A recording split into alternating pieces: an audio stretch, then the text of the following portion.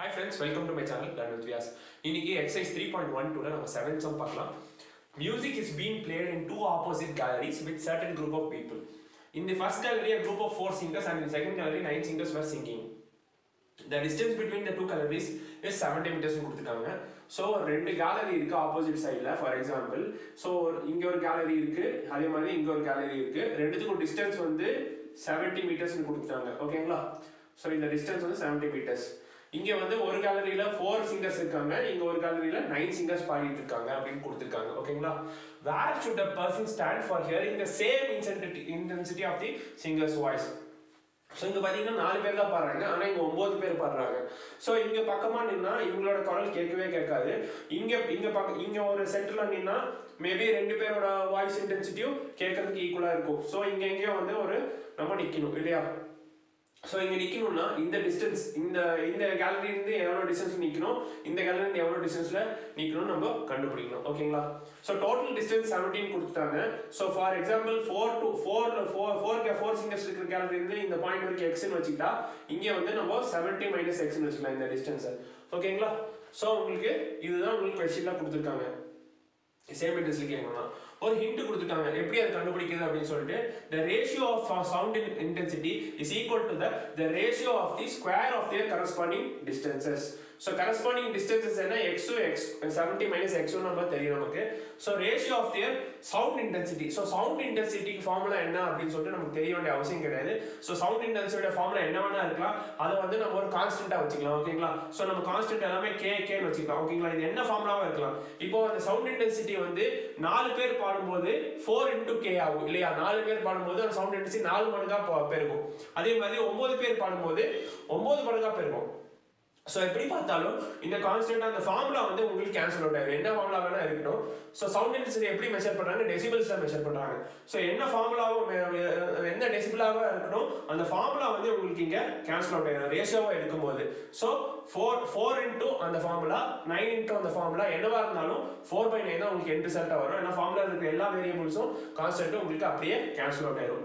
So 4k/9k ன்னு வச்சு kk அப்படியே உங்களுக்கு கேன்சல் ஆயிடும். Is equal to the ratio of the square of their corresponding distance. So 4 ஓட corresponding distance வந்து x ஓட ஸ்கொயர் வந்து x square divided by 70 - x the whole square. ஓகேங்களா? இதுதான் உங்களுக்கு ratio of the square of their corresponding distances. 4 ஓட corresponding distance x ன்னு நமக்கு தெரியும், 9 ஓட corresponding distance 70 - x ன்னு நமக்கு தெரியும், ரெண்டோட ஸ்கொயர். இதுதான் நம்ம क्वेश्चनல கொடுத்திருக்காங்க. சோ இது சால்வ் பண்ணா நமக்கு குவாட்ராட்டிக் ஈக்குவேஷன் கிடைக்கும். குவாட்ராட்டிக் ஈக்குவேஷன் சால்வ் பண்ணா நமக்கு ஆன்சர் கிடைச்சிரும். ஓகேங்களா? சோ அப்ப k கேன்சல் அவுட் ஆயிடுச்சு. இது ரெண்டும் கிராஸ் மல்டிப்ளை பண்ணலாம். So 4 into 70 - x the whole square is equal to 9 into x square. So இப்படி பாத்தீங்கன்னா ரெண்டு பக்கமும் பெர்ஃபெக்ட் ஸ்கொயர்ஸ் இருக்கு. இங்க இது ஒரு பெர்ஃபெக்ட் ஸ்கொயர், 4 ஒரு பெர்ஃபெக்ட், 9 ஒரு பெர்ஃபெக்ட் ஸ்கொயர். அதே மாதிரி இதுவும் 70 - x ஹோல் ஸ்கொயர் இருக்கு, இங்க ஹோல் ஸ்கொயர் இருக்கு. சோ ரெண்டு பக்கமும் நம்ம ஸ்கொயர் ரூட் எடுத்தோம்னா நமக்கு ஆன்சர் கிடைக்கும். 4 ஓட ஸ்கொயர் ரூட் 2 into 70 - x. இங்க ஸ்கொயர் ரூட்டும் ஸ்கொயர் கேன்சல் ஆயிரும். அதே மாதிரி 9 வந்து 3 square is 9. அதே மாதிரி x ஓட ஸ்கொயரும் ஸ்கொயர் ரூட் கேன்சல் ஆயிரும், 3x வரும். ஓகேங்களா? சிம்பிளா முடிஞ்சு போச்சு. இப்போ 142 into 70 140 minus 2x is equal to 3x. So 2x அந்த பக்கம் போனா 140 is equal to minus 2x அந்த பக்கம் 3x plus 2x. So 5x, 3x plus 2x and 5x is equal to 140. X is equal to 140 divided by 5. ஓகேங்களா? இதான் நமக்கு தேவையான answer. இப்போ கேன்சல் அவுட் பண்ணா 2 times remaining 4 8 times. So x is equal to 28. So x is equal to 28 நமக்கு answer வந்திருக்கு. So 4 ல இருந்து 28 meters நிக்கணும். For 7 singers ல இருந்து 70 - x. So 70 - 28 பாத்தீங்கன்னா உங்களுக்கு 42 வரும், 42 meters. So அந்த சேம் இன்டென்சிட்டில இருக்கணும்னா என்ன கேட்டிருக்காங்க? where should a person stand for hearing the same intensity னா 4 singers இருக்கிற கேலரியில இருந்து 28 meters தள்ளி நிக்கணும். 9 singers இருக்கிற கேலரியில இருந்து 42 meters தள்ளி நிக்கணும். சோ இதுதான் நமக்கு தேவையான ஆன்சர். சோ 28, 42. எக்ஸாம்பிள் பார்க்கலாம். there is a square field whose side is 10 meter ன்னு கொடுத்திருக்காங்க. ஒரு ஸ்கொயர் ஃபீல்ட் இருக்கு, அதுக்கு ஒரு சைடு வந்து 10 மீட்டர் கொடுத்திருக்காங்க. a square flower bed is prepared in its center leaving a gravel path all around the flower bed அப்படினு கொடுத்திருக்காங்க. இப்போ ஒரு ஸ்கொயர் ஃபீல்ட் இருக்குன்னு கொடுத்திருக்காங்க. Square field. சோ அதோட சைடு வந்து 10 meters கொடுத்துருக்காங்க. இங்கேயும் 10 meters, இங்கேயும் 10 meters. இப்போ a square flower bed is prepared in its center, leaving a gravel path all around the flower bed கொடுத்துருக்காங்க. இப்போ இந்த ஸ்கொயர் ஃபீல்டோட சென்டர்ல இன்னொரு ஸ்கொயர் ஃப்ளவர் பிளேட் ஒன்று ரெடி பண்றாங்க. ஓகேங்களா, இங்க ஃபுல்லா ஃப்ளவர்ஸ் வந்து அவங்க பிளான் பண்றாங்க. ஃப்ளவர் இதோட சைடு என்னன்னு தெரியாது நமக்கு. ஸோ சைடு வந்து நம்ம எக்ஸ் இல்ல எக்ஸ்எக்ஸ்ன்னு வச்சுக்கலாம். ஓகேங்களா, இப்போ square path leaving gravel path all around the flower. இங்க சுத்தி ஒரு கிரேவல் பாத் போடுறாங்க. கிரேவல் பாத்னா அந்த ஸ்டோன்ஸ் வச்சு ஒரு பாத் போடுவாங்க. ஃபுட் பாத்னு வச்சுக்கோங்க. ஓகேங்களா, இது சுத்தி ஃப்ளவர் சுத்தி ஒரு ஃபுட் பாத், அதாவது ஒரு கார்டனுக்கு போறீங்க, கார்டன்ல இங்க ஒரு ஃபுட் பாத் இருக்கு, சென்டர்ல வந்து உங்களுக்கு ஃப்ளவர்ஸ் போட்டுருக்காங்க. அவ்வளவுதான், வேற ஒன்றும் இல்லை. ஸோ இதோட இதுவும் நம்ம கொடுக்கல, அதை வந்து நம்ம டபிள்யூன்னு வச்சுக்கலாம். ஓகேங்களா, டபிள்யூ எல்லா சைடு ஈக்குவலா தான் இருக்கும், ரெண்டு சைடு ஸ்கொயர் இருக்கிறதுனால. ஸோ இதுவும் டபிள்யூ, இதுவும் டபிள்யூ. ஓகேங்களா, வித்தும் நமக்கு என்னன்னு தெரியல. The total cost of laying the flower bed and graveling the path at 3 rupees and 4 rupees. அதாவது இந்த flower bed லே பண்றதுக்கு ஒரு ஸ்கொயர் மீட்டருக்கு 3 rupees ஆகுது. இந்த ஃபுட்பாத் போடுறதுக்கு ஒரு ஸ்கொயர் மீட்டருக்கு 4 rupees ஆகுது. ஸோ டோட்டலா அந்த வேலையை முடிக்கிறதுக்கு உங்களுக்கு எவ்வளவு ஆகுதுன்னு பாத்தீங்கன்னா 364 rupees கொடுத்துருக்காங்க. ஸோ உங்களுக்கு காஸ்ட் தான் கொடுத்துருக்காங்க. நெக்ஸ்ட் வந்து find the width of the gravel path, அதாவது டபிள்யூ தான் கண்டுபிடிக்க சொல்லியிருக்காங்க. வித் எவ்வளோ நம்மள கண்டுபிடிக்க சொல்லியிருக்காங்க. ஓகேங்களா, so first area of the flower bed என்னன்னு பாத்தீங்கன்னா, ஏரியா ஆஃப் ஃப்ளவர் பெட் வந்து உங்களுக்கு x into x ஸ்கொயர் வரும். இப்போ cost of flower bed cost of flower bed என்ன, 3 rupees ஆகுது ஒரு ஸ்கொயர் மீட்டருக்கு. அப்போ x ஸ்கொயர் மீட்டருக்கு ஏரியாவுக்கு என்ன ஆகும், 3 into x square. So 3x square ஆகுது. அந்த ஏரியாவுக்கு ஃப்ளவர் நடுறதுக்கு உங்களுக்கு 3x ஸ்கொயர் ஆகுது காஸ்ட்.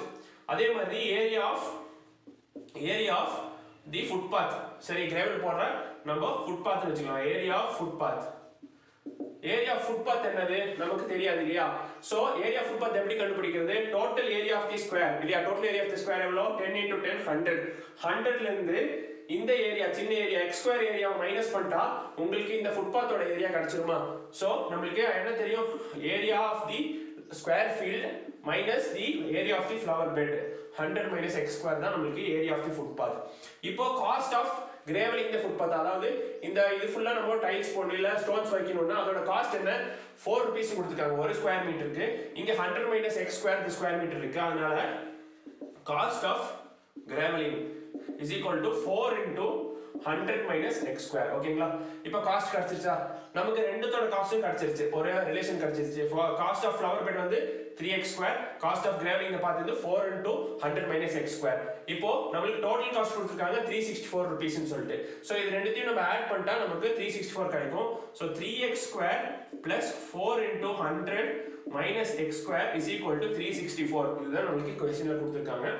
இதுல இருந்து நம்ம x, அதாவது ஃப்ளவர் பெட்டோட ஏரியா கண்டுபிடிக்கிறோம்.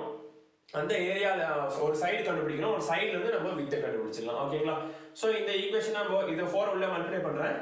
3x square plus 400 minus 4x square is equal to 364. இப்போ என்ன வருது, 3x square minus 4x square வந்து உங்களுக்கு minus x square வருது. minus x square is equal to 364. 400 அந்த சைடு கொண்டு போயிரா minus 400 வரும். ஓகேங்களா, so minus x square is equal to 364 minus 400 உங்களுக்கு என்ன வரும், minus 36 வரும். minus minus cancel ஆயிரும். so x is equal to இது ரூட் பண்ணா 6 square is 36. so plus or minus 6 வரும். so ஒரு சைடு இல்ல டிஸ்டன்ஸ், சைடு வந்து ஒரு லெந்த் வந்து நமக்கு நெகட்டிவா இருக்க வாய்ப்பு இல்ல. so plus or minus 6 இல்ல, உங்களுக்கு plus 6 தான் ஆன்சர். ஓகேங்களா, minus 6 வராது, ஏன்னா இட்ஸ் a length.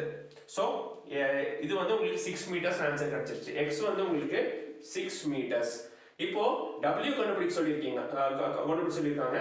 இப்போ டோட்டல் லெந்த் ஒரு சைடு பாத்தீங்கன்னா 10 meters இல்லையா, டோட்டல் லெந்த் வந்து 10 meters. இப்போ இத கால்குலேட் பண்ணா w plus x plus w is equal to 10 னு சொல்லலாமா.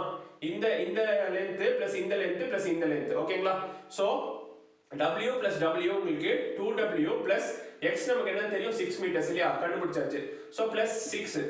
ஓகேங்களா, இத வச்சு w கண்டுபிடிச்சிடலாமா. So 2w is equal to 10 minus 6. 2w is equal to 10 minus 6 வந்து 4. w is equal to 4/2. so w is equal to 2 meters. So இதான் நம்மளோட answer. find the width of the gravel path. width வந்து உங்களுக்கு 2 meters வரும். ஓகேங்களா, so இந்த வீடியோவில் இருக்கிற சம்ஸ் ரெண்டுமே உங்களுக்கு நல்லா புரிஞ்சிருக்கும்னு நினைக்கிறேன். ஸோ இந்த வீடியோ உங்களுக்கு பிடிச்சிருந்தா உங்கள் ஃப்ரெண்ட்ஸ் கூட ஷேர் பண்ணுங்கள், என் சேனலை சப்ஸ்கிரைப் பண்ணுங்கள். தேங்க்யூ.